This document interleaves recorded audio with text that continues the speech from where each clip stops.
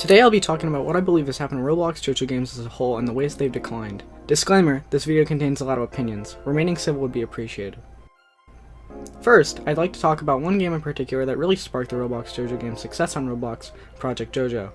This game started the line of popular JoJo games on Roblox with a pretty standard grindy gameplay style. There were, however, also quite a few unique things that I haven't seen any other JoJo game go for, such as stand fusions. The game really goes above and beyond to stay close to JoJo's canon and provides elements that make it very similar to how the world of JoJo works, which is both why it succeeded and why I find it unfun to play. Compare this to modern day A Bizarre Day, which takes the grindy aspects of Project JoJo, not really carrying over other unique elements such as skill point builds. ABD, in my opinion, was really a turning point for Roblox JoJo games. Some parts by itself, but mostly for me in the consideration that the source code being available has sparked countless clones. Usually, there are a few changes other than added stands and specs referencing popular media, which typically increases the amount of required grinding even more. Don't get me wrong, I enjoyed playing ABD and had a lot of fun with it for a while, but I really feel like it caused a large shift in the gameplay of most games, becoming the new staple of what you wanted your JoJo game to be, as it was one of the most popular for a while.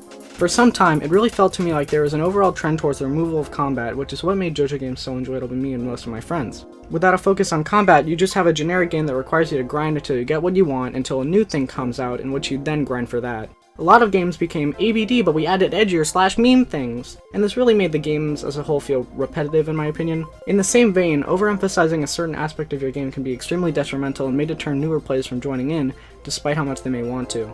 A good example of this in my opinion would be Bizarre Odyssey, in which every stand has roughly 16 moves, not counting summoning, running, or blocking, which mind you has to be bound to the scroll wheel. They claim this was made with the intention of making the game skill-based, quote-unquote, instead of simply giving certain stands powerful skills, which sounds good, but in practice, the gameplay as a new player can be described as throwing spaghetti at a wall. Until you dedicate the time to memorize what key does what, you simply press keys and hope that whatever move you use is actually good or viable.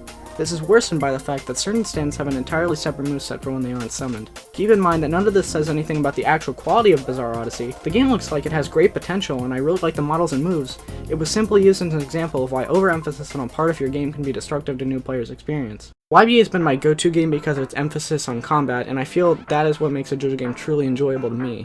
I can't claim that's what makes everyone enjoy it, but I feel like a fleshed out combat system that you can enjoy makes grinding a lot more worthwhile.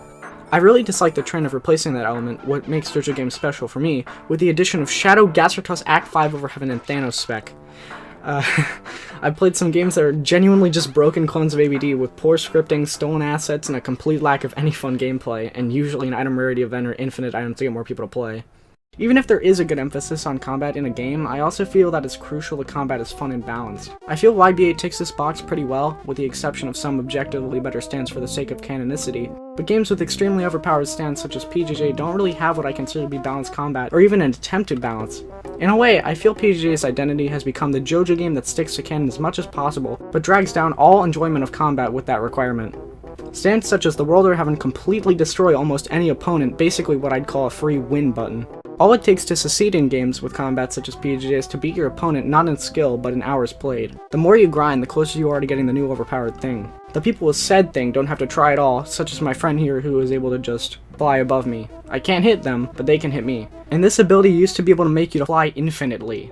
A good example of a win button. And how did my friend get this? By playing PJJ when it was at peak popularity for many hours. I, having much less time compared to him, will always lose. No skill involved. And that's not fun for the people without the button. PJJ isn't the only game guilty of this either. In ABD, stands such as the World of Heaven's time stop ability lasts for 10 seconds, leaving every opponent without time stop movement open to all of its other attacks, which already do major damage. Spamming simple combos pretty much guarantees a kill. I feel it may be better to just not add stands that are crushingly powerful in canon because you can't add them in game without either deviating from how the stand actually is, or making a stand that's too overpowered to have fun gameplay.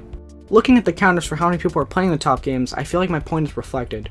Games with a focus on balanced combat such as YBA and the JoJo game have the most players at the time of recording.